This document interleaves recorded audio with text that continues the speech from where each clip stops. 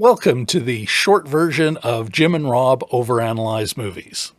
Here, what you'll find is the spoiler-free basics of the movie Jim and I examined during our weekly live stream. That would be this one. And our first thoughts about the movie and whether or not we thought it was worth your time. Enjoy. Recorded in the socially distant studios of the Rob Christensen Radio Network, it's Jim and Rob Overanalyze the Movies, the short version. Hello, everybody, and welcome to another episode of Jim and Rob Overanalyze Movies, home of the best chat on the internet. Yeah, we got a great show, and I want to crank it up here, so bear with me, everyone. Let's welcome my co-host and Jasper to my Horace. Or maybe it's the other way around. Mr. Jim Chawoyko. Hello, Enid. Hello, Governor. Oh, Horace, what did I tell you about thinking? I wonder if there's an ad in any of the English entertainment weeklies saying, "Are you an English filmmaker? Hire some American actors." Anyway.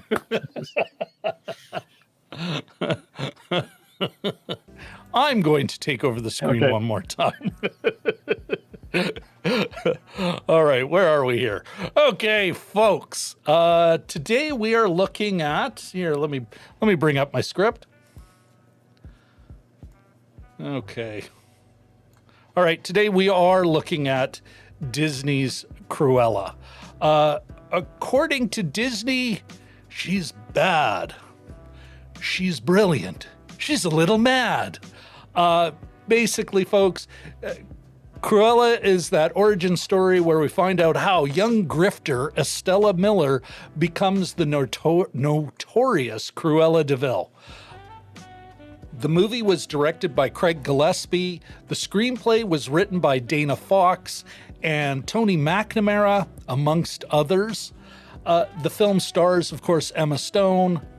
And also starring is Emma Thompson, Joel Fry, Paul Walter Hauser, Kirby Howell-Baptiste, John McCrea, and Mark Strong. Now, as for its ideological ingredients, would it earn a reframe stamp? It might. We'll have to find out. So we're going to give that well, we just got to leave it blank for now. It's a maybe. Is it unionized? Yes, it is. On the storytelling side, would it earn the Bechdel stamp? Yes, it would. And I think actually we got to give a double shout out. Maybe you'll have to enter in like a romance or no thing into this, into our little testing thing. But we'll talk a bit more about that later. And then, of course, is it class conscious? No, it is not. Anyway, I think that's about it. Yeah. Jim, let's start first of all. First thoughts, Jim. Take it away. Take it away. Sure.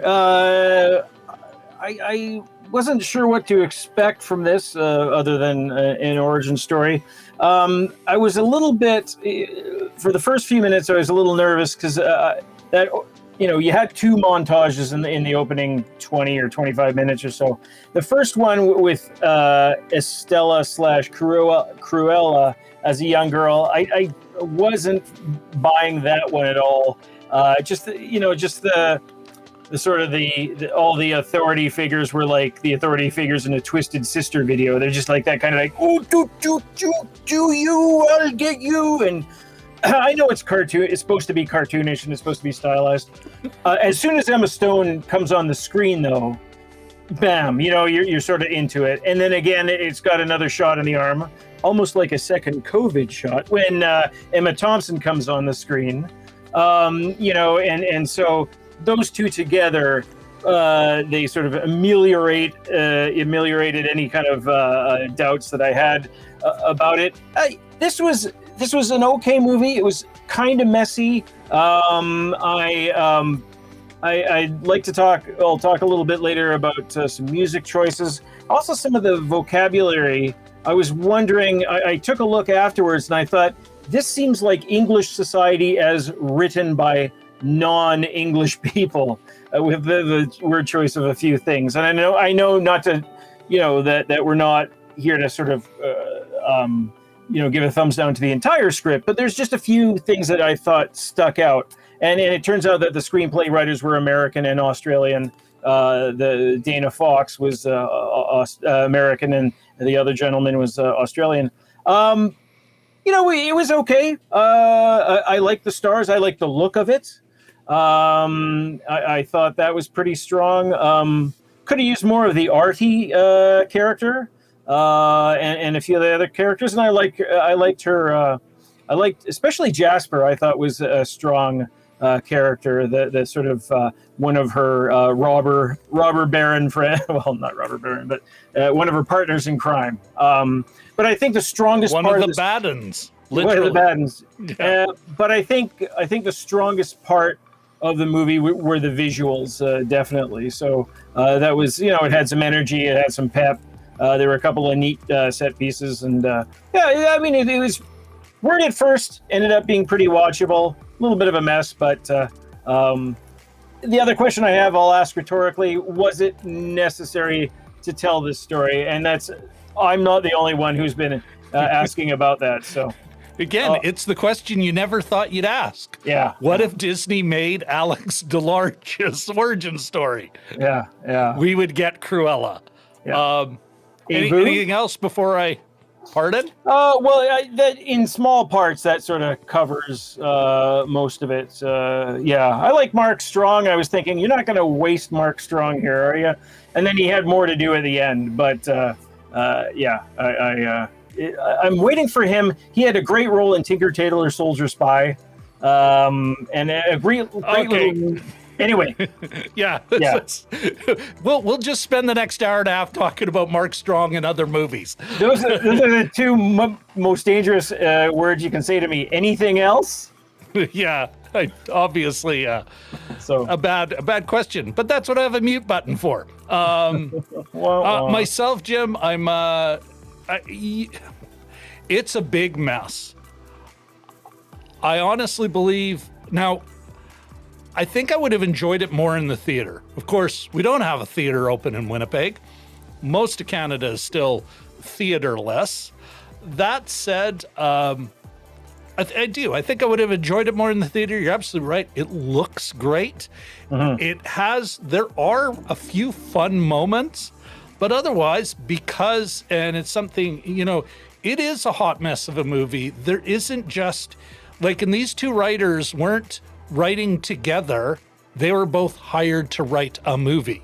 And so you look at the development history, which is kind of fascinating. This Cruella movie's been around for years and developed with different directors, etc. And I think you see the DNA in this story that seems to forever take multiple starts and then weird tone shifts. I found. So I think my hot take, other than my cheap shot about Alex DeLarge, is a very pretty movie, a very good-looking movie with some great performances. But in the end, a couple of years from now, this is pretty mediocre. And in a couple of years from now, you go, yeah, I saw it. What was it about? Cruella DeVil. There's no great, it never gets real momentum. You're never all of a sudden really getting into her or really getting into her story because they keep resetting the story. Is it going to be this thing about a girl who anyway, I'm rambling. Someone will have to use the mute button on me. All right. Why don't first, so Jim, is it worth your time? Was it worth your time? Is it worth the audience's time? Yeah, I think you can. It was okay. I think you can probably skip it. Using the scale of, are there better things out there to watch? I think there are. So I'd say not necessarily. It's hard for me to say a firm no, but I would say not necessarily. I can be a little firmer. No, yeah, there are so many more. I mean, there's always a better movie. But with this, there are so many more better movies. If you're thinking about watching it, you wait until it's cheap rental, or it pops up on Netflix, or it's on a regular within Disney Plus because you subscribe to that. Yes. Sure. You're not going to feel robbed, but yeah, this is kind of a bit of a mediocrity. Yeah, I can't say it's worth your time. No. Yeah. No. Is it avoid it or no? But no, it's a mediocrity. I can't recommend it. But there is a lot of. Well, hello again. I guess you enjoyed that, or you're supporting me. Either way, you watched the whole video, which makes me very happy. Anyway, if you wanted to check out the whole episode, you'll find a link to it here. And of course, if you want to continue to support the channel, if you enjoy this kind of nonsense, either or, it doesn't matter to me, please press like and subscribe, and don't hesitate to ring that bell. I think that's about it. Bye-bye.